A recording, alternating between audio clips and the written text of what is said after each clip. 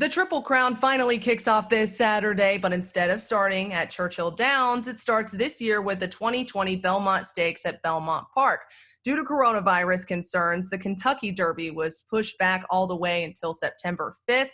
The Preakness Stakes, usually 2 weeks after the Derby, has been pushed back now to October 3rd. So now we start at the end. The Belmont Stakes, originally set for June 6th, is instead starting June 20th with no fans in the stands. So for that, I want to bring in senior writer for Sportsline, Gene Menez, for just an in-depth look at what to expect. Gene, good to see you. How's it going? Doing well. Thank you for having me. Hey, Gene, a lot of notable changes this year, but maybe most importantly for the participants is that they're shortening the race from 1.5 miles to 1.125 of a mile. So how do you think that might affect the outcome this year? Well, the Belmont Stakes developed its reputation and its nickname, Test of the Champion, because it was a very trying test at 1.5 miles at the end of a 3-race Triple Crown series. But now it's leading off the Triple Crown series and being shortened to 1.125 miles.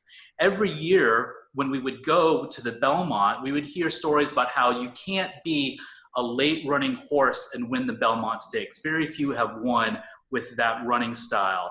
But now at the 1.125 mile distance, the race will be run at a much faster pace, early pace, and that could likely set up the race for a horse that comes from behind. So I think you're going to see maybe a slightly different result on Saturday than you would if it was run at 1.5 miles.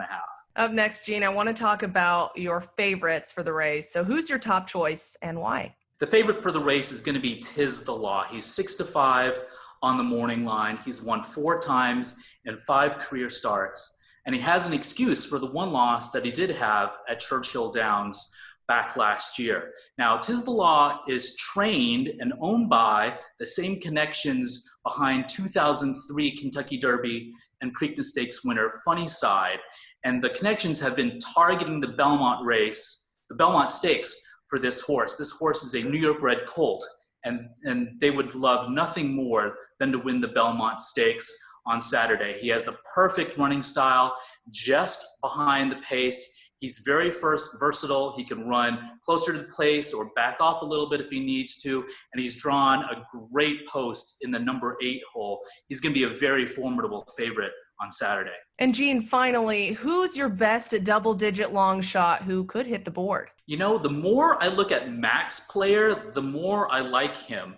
He's 15-1 on the morning line, and I don't necessarily think he can win on Saturday, but he could hit the board. He's trained by Linda Rice, who's a great New York trainer. She's trying to become the first female trainer to win a Triple Crown race. He won the Wither Stakes earlier this year, and I really wasn't impressed by that race. He was kind of slow, didn't finish particularly well, didn't come with a fast time. But since then, he's trained really well, and earlier this month, he turned in a bullet workout in preparation for the Belmont Stakes. And lastly, in his races, he is yet to have a race with a fast pace. And he's going to get that fast pace to run at on Saturday. And I think that's going to set up his late kick. And I won't be surprised if he does hit the board. Gene, thank you so much for your analysis on this weekend's Belmont Stakes. You can check out even more from his analysis over on Sportsline. I'm Katie Johnston for CBS Local Sports.